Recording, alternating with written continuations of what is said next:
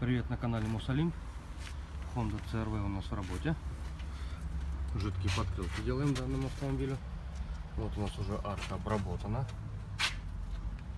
Вот, посмотрите, какой слой. Больше, чем хорошо обработанные арки. В общем, каждая машина так получается. На обезжиренные детали все наносится обязательно, иначе материал стечет, сохнет быстро. Слой, ребят, около 4 миллиметров.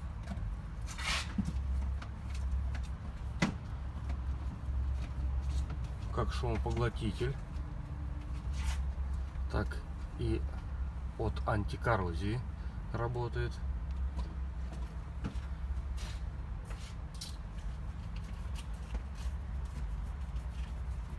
Ну и, конечно же, проклейка штатных локеров в подарок.